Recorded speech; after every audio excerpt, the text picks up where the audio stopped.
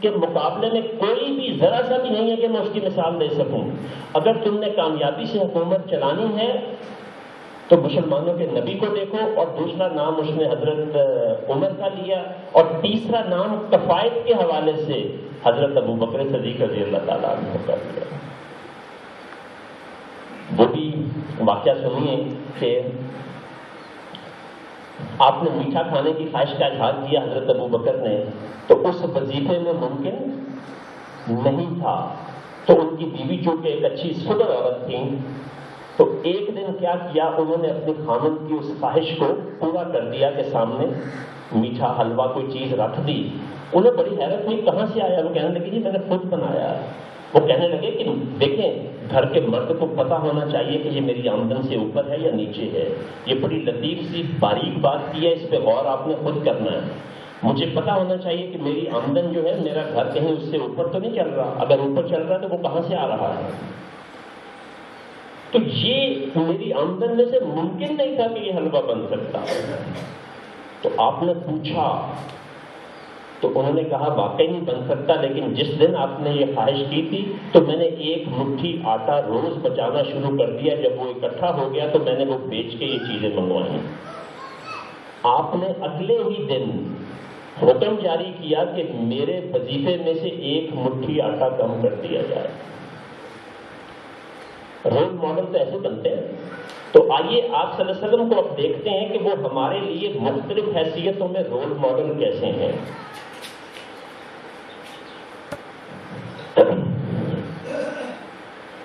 کل میں نے یہاں نہیں کہیں اور بات کر رہا تھا.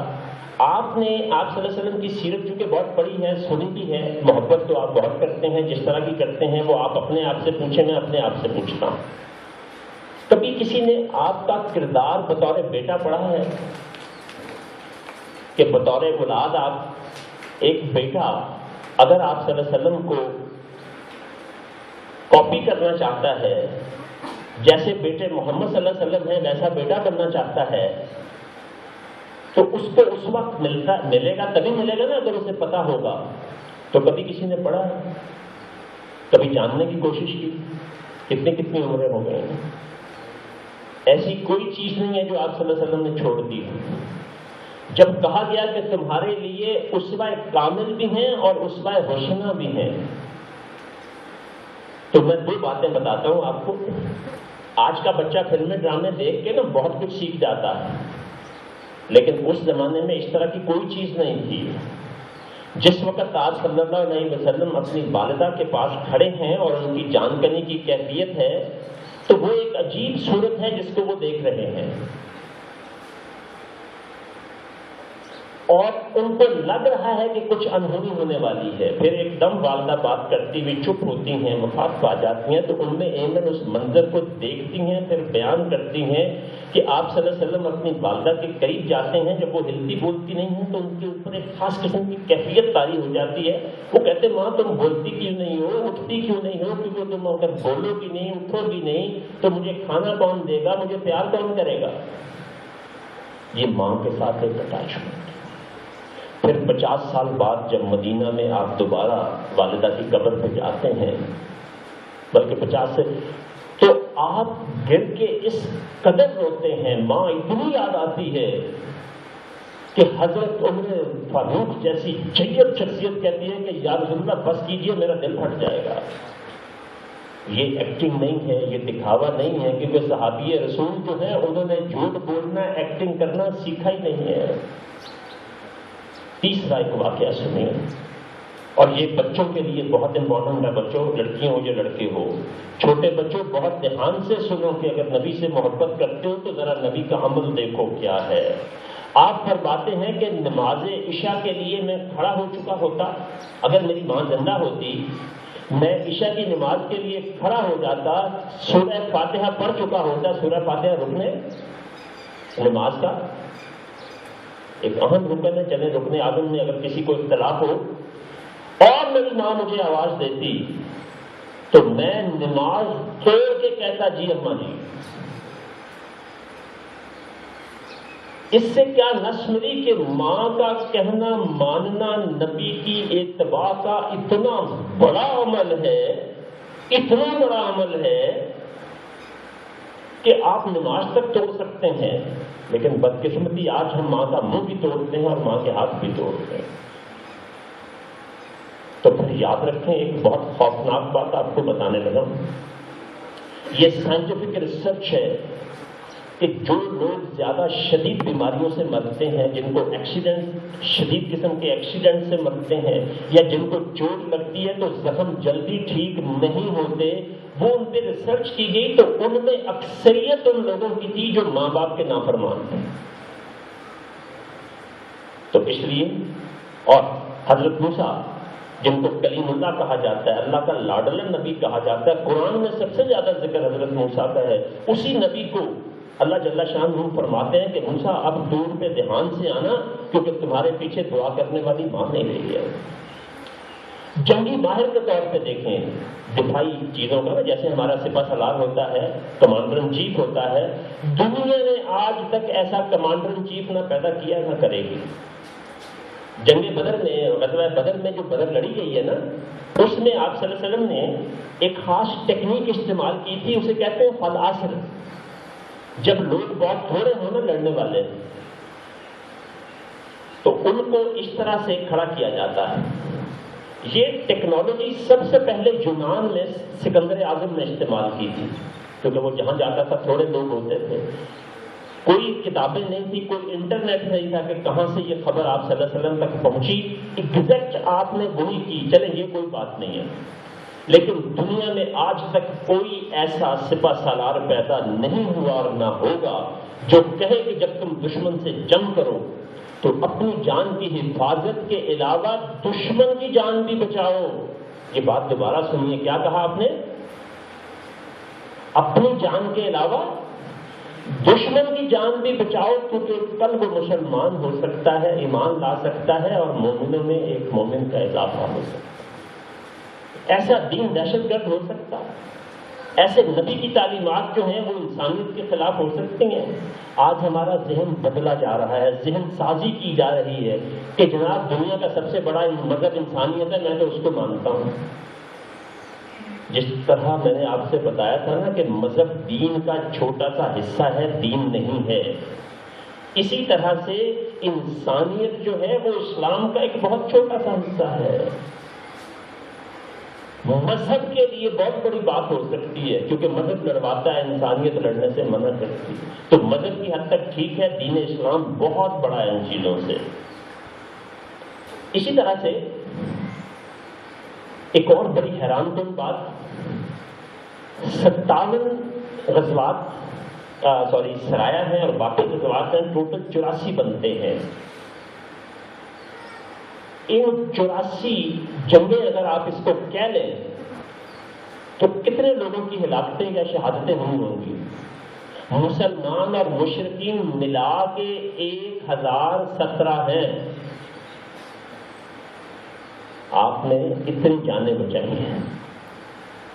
مسلمانوں کو آپ صلی اللہ علیہ وسلم کی جو غزوات ہیں ان میں صرف ایک موقع پہ شکست ہوئی ہے، باقی ماشاءاللہ ہر موقع پہ فتح ہوئی ہے۔ وہ شکست کون سے موقع پہ ہوئی تھی؟ غزوہ احد۔ میں نے ایم اے اسلام یاد کیا تھا تو یہی پڑھا تھا۔ آج میں آپ کے سامنے ملٹری سائنس کے ایکسپرٹس کا تجزیہ رکھتا ہوں، اور آج کے بعد مت کہیے گا کہ رسول ہو اللہ کا، رحمت للعالمین ہو تو اس کو شکست ہو جائے، یہ کیسے ہو سکتا؟ تو عقل کیا کہتی ہے؟ جناب کتابوں میں لکھا ہے، حالات بتاتے ہیں کہ احد میں ہوئی تھی۔ سر پہلے ہمیں یہ جاننا چاہیے کہ شکست کہتے کس کو ہیں۔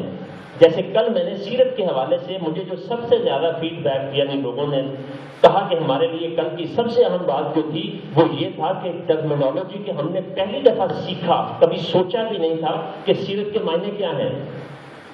اب آپ کو میں نے ڈائریکشن دے دیا، اس راستے پہ آپ نے چلنا، جو کل نہیں آئے تھے ان کے لیے 1 منٹ لوں گا۔ سیرت جو ہے وہ اچھی اور پختہ عادات پر تسلسل کے ساتھ قائم ہو جانا۔ تو ہماری کتابوں میں کہاں سیرت ملتی ہے؟ ہماری کتابوں میں تو واقعات ملتے ہیں، یا عقیدت کے واقعات ملتے ہیں، یا تاریخی واقعات ملتے ہیں۔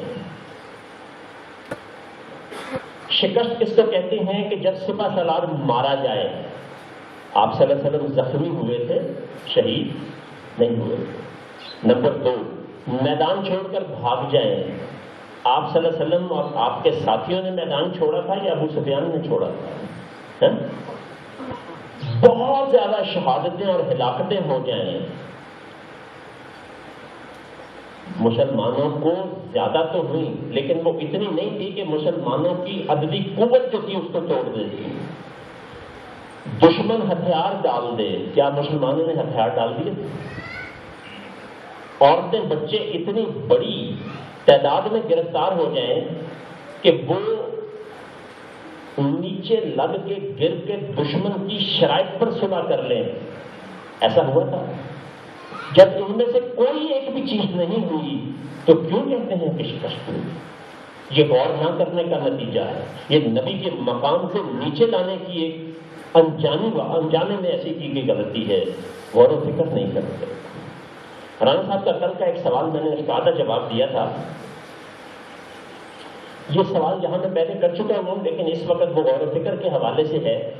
قرآن پاک کی جو لوگ یہ پہلے جانتے ہیں, مجھ سے پہلے سن چکے ہیں, کیونکہ میں نے پہلے یہاں دونوں دفعہ بات کی ہے, جمعے والے دن بھی کی تھی رمضان میں, اور جب پہلی دفعہ آیا تھا تب بھی کی تھی. تو میری ان سے گزارش ہے کہ وہ اس گفتگو میں حصہ نہ دیں. وہ اس گفتگو میں حصہ نہ لیں. قرآن کی کل آیات کتنی ہیں جی؟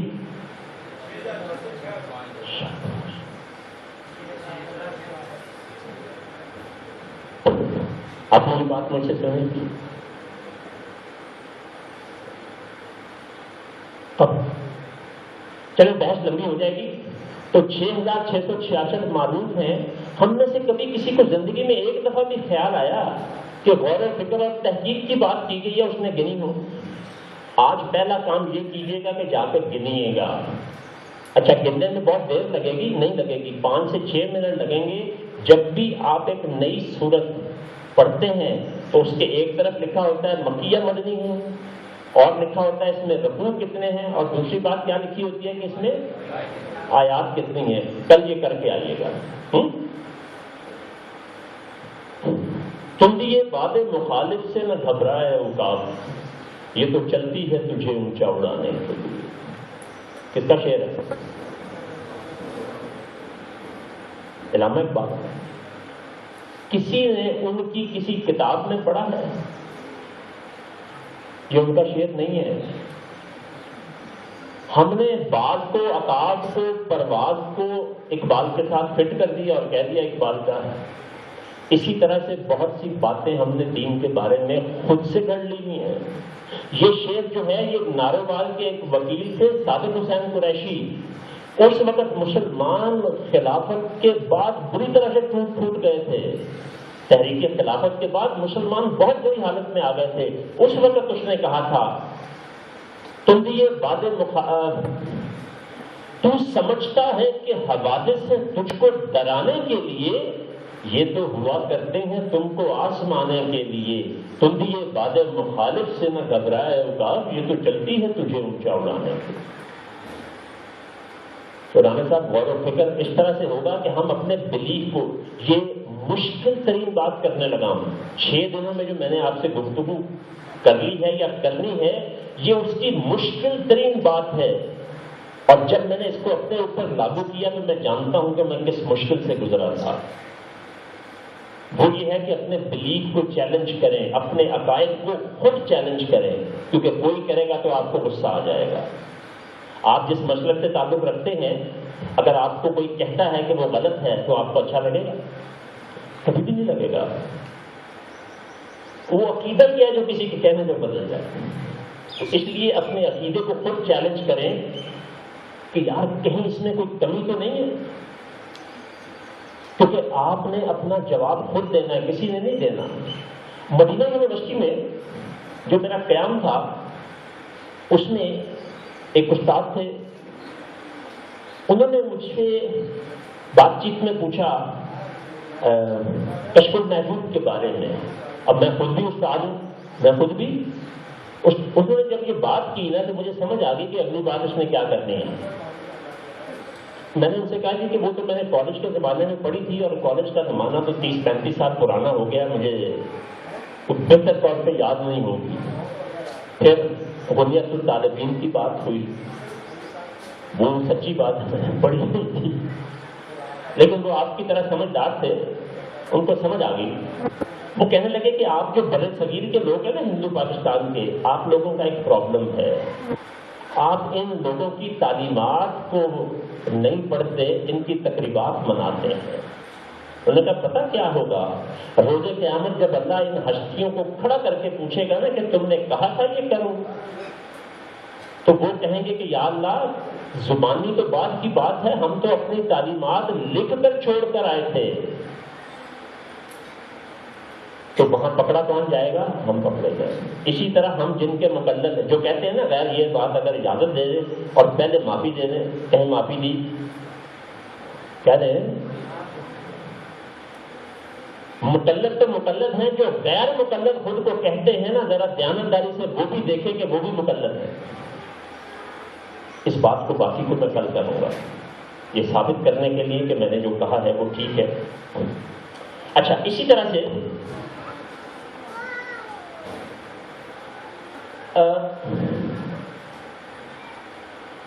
انوائرمنٹل سائنسز، یہ نیا سبجیکٹ دنیا میں انٹروڈیوس ہوا ہے کچھ عرصہ پہلے۔ کون سا جی؟ یہ اس میں اب ماسٹر ڈگری ہونے لگی ہے، ایم ایس سی ہوتی ہے، اس میں پی ایچ ڈی ہوتی ہے۔ تو انوائرمنٹل سائنسز کی پی ایچ ڈی آپ صلی اللہ علیہ وسلم کی صرف ایک حدیث میں ہے۔ ماہرین ماحولیات جس کو کہتے ہیں، آپ نے ایک جملہ فرمایا ہے کہ 3 لعنتوں سے بچو، وہ راستے کی ہے، ہوا کی ہے اور پانی کی ہے۔ دنیا میں جتنی پولوشن ہے اس کی وجہ یہ 3 چیزیں ہیں۔ اگر آپ آبادیات ایک مضمون ہے، اس میں بھی پی ایچ ڈی ہوتی ہے، مضمون پہلے نہیں تھا، اس پورے مضمون کی پی ایچ ڈی جو ہے دنیا میں جتنی بھی آبادیات کے نظام پہ کام ہو رہا ہے وہ آپ صلی اللہ علیہ وسلم کی ایک حدیث کی بنیاد پر ہے۔ وہ آپ میں سے کئی لوگوں کو آتی بھی ہوگی، لیکن کروں کیا، رونا میرا یہ ہے کہ ہم حدیث ثواب کے لیے پڑھتے ہیں یا بتانے کے لیے پڑھتے ہیں کہ مجھے کتنی آتی ہیں۔ وہ پتہ کیا ہے کہ جب آبادی بڑھ جائے تو شہروں کو مت پھیلاؤ، کیا کرو؟ ہم نے بس سن لیا عقیدت کے لیے اور اس کے بعد بات ختم ہو گئی۔ لیکن آپ اس کو دیکھتے جائیں تو اس کا خلاصہ ساری پی ایچ ڈی کر لیں، 10 پی ایچ ڈی کر لیں، تو علم شہریات اور عبادیات جو ہے اس کی بنیاد میں سے وہی چیز نکلے گی۔ اس طرح ماہر نفسیات، ہم نے کبھی سوچا ہی نہیں کہ آپ ایکسپرٹ اس کے بھی ہیں، کیونکہ ہمیں تو صرف اتنا ہے کہ آپ اللہ کی کتاب لائے ہیں، بڑے نیک ہیں، اور ہمیں آپ کے لیے درود بھیجنا۔ درود کے معنی کسی کتاب میں ڈھونڈیے گا، اگر مل جائے تو مجھے ضرور بتائیے گا۔ عربی کی کسی کتاب میں جو اساتذہ کرام ہیں یا عربی کے اسٹوڈنٹس ہیں نا، ان سے کیا گزارش کر رہا ہوں کہ درود کے معنی کسی کتاب میں ڈھونڈیے گا، مل جائے تو مجھے ضرور بتائیں، پھر کل اس پہ بات کریں گے۔ ایک شخص آتا ہے، اب یہ بات ہو رہی ہے رول ماڈل کی کہ ہم نے نبی کو کس کس حوالے سے کیسے کاپی کرنا ہے، ان کی اتباع کیسے کرنی ہے، ان کو اپنے لیے نمونہ حیات کیسے بنانا ہے۔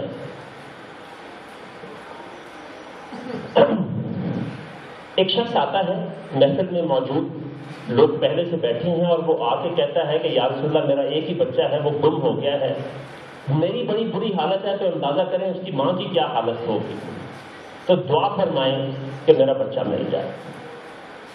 ابھی آپ دعا کے لیے ہاتھ اٹھاتے بھی نہیں ہیں کہ ایک شخص بولتا ہے کہ یا رسول اللہ جو حلیہ یہ بتا رہے ہیں، اس حلیے کا بچہ میں نے فلاں باغ میں کھیلتا ہوا دیکھا۔ آپ کہتے ہیں جاؤ مبارک ہو، اپنے بچے کو لے جاؤ، لیکن بات سنو، اس کا نام لے کے پکارنا، اس کو بیٹا کہہ کے نہیں پکارنا۔ یہ ایموشنل سائنسز کی ایکسپرٹی کی انتہا ہے۔ میرا چونکہ سبجیکٹ ہے نا نفسیات، میں ایک بہت بڑے نفسیاتی ادارے کا ڈائریکٹر ہوں، اس لیے شاید میں ایک عام آدمی سے بہت اوپر چیز اس کو سمجھتا ہوں۔ آپ نے کیا فرمایا؟ اس کا نام لے کے آواز دینا، بیٹا نہ کہنا۔ اور اس کو بالکل پیار نہ کرنا، گھر جا کے پیار کرنا۔ کہنے لگا یا رسول اللہ میں 3 دن کے بعد اپنے بیٹے کو دیکھوں اور بیٹے کو بیٹا نہ کہوں تو اس کا نام لوں اور میں اس سے پیار نہ کروں، یہ کیسے میرے لیے ممکن ہوگا؟ تو آپ نے فرمایا ان کھیلتے ہوئے بچوں میں اگر کوئی یتیم بچہ ہوا جس کو باپ کہنے والا کوئی نہیں ہے تو اس یتیم بچے کے دل پہ کیا گزرے گی؟ وہ تمہارے لیے سمجھنا آسان نہیں ہوگا۔ اور جب تم اس کو پیار کرو گے تو وہ یتیم بچہ جس کو پیار کی نظر سے دیکھنے والا کوئی نہیں ہے اور تم اپنے بچے کو لپٹاؤ گے تو اس پہ کیا گزرے گی؟ اس لیے یہ نہ کرنا۔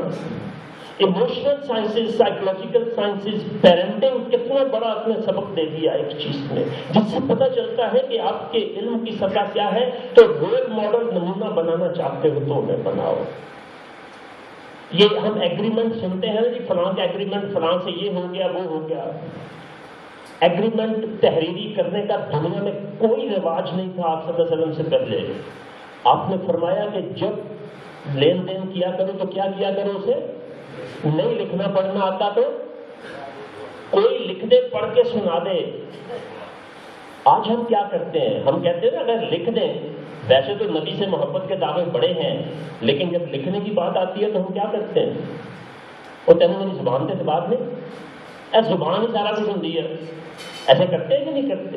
ہمیں پتہ نہیں چلتا کہ ہم اتباع رسول کے خلاف چلے جاتے ہیں اور وہاں اپنا اصول لے آتے ہیں۔ تو زندگی کے ہر شعبے میں اگر ہم آپ صلی اللہ علیہ وسلم کو ماڈل کریں گے کہ جیسے انہوں نے کیا ویسے کریں۔ اب مصیبت یہ ہے کہ ہمیں پتہ ہی نہیں کہ انہوں نے کیا کیا، کیونکہ ہم نے کبھی ان چیزوں کو جاننے کی کوشش نہیں کی۔ قانون کے ایکسپرٹ جتنے اچھے جج اور جتنے اچھے وکیل آپ ہیں، ہمیں اس کا نہیں پتا۔ ہمارے دشمنوں کو زیادہ پتا ہے۔ قائد اعظم نے لنکن ان میں داخلہ کیوں لیا تھا؟ کیوں لکھا تھا؟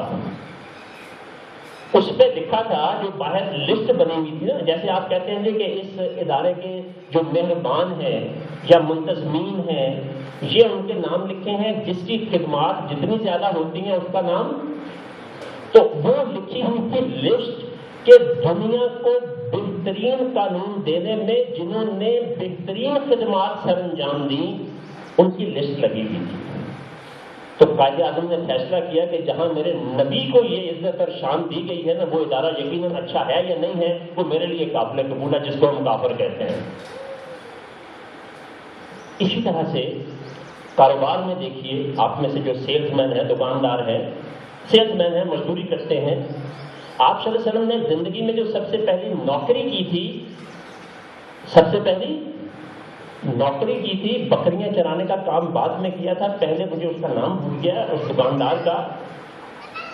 آپ نے جب اس کے پاس نوکری چھوڑی تو ذرا لفظ سنیے وہ دکاندار کیا کہتا ہے۔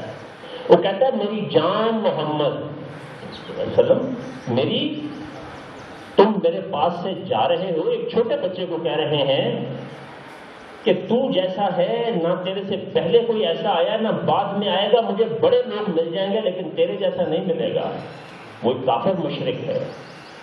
وہ کیا چیز تھی؟ اسی طرح سے ایک بات بتائیے بزنس کے حوالے سے کہ آج اور پتہ نہیں وہ ہے جو اصل صورتحال ہے، مذہبی محبت سے نہ بتائیے گا، وہ حقیقت بتائیے گا جو ہم دیکھتے ہیں۔ آج آپ نے فیکٹری لگانی ہے، کوئی بزنس کرنا ہے تو کیا دیانتداری سے آج کے زمانے میں ہو سکتا ہے؟ جائز ناجائز کی بات میں نہیں کر رہا، غور سے سنیے، کیا آج کے دور میں ممکن ہے دیانتداری سے کاروبار کرنا؟ جو حقیقت ہے وہ یہی ہے۔ اب جہاں رکیے،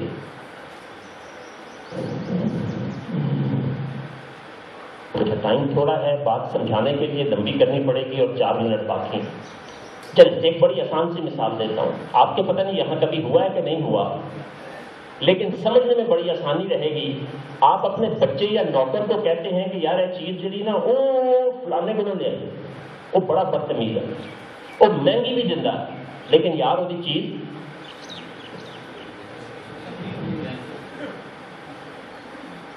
یہ کافی ہے، باقی تفصیل میں نہیں شاید کیونکہ آپ سمجھ آ گئی ہوگی بطور تاجر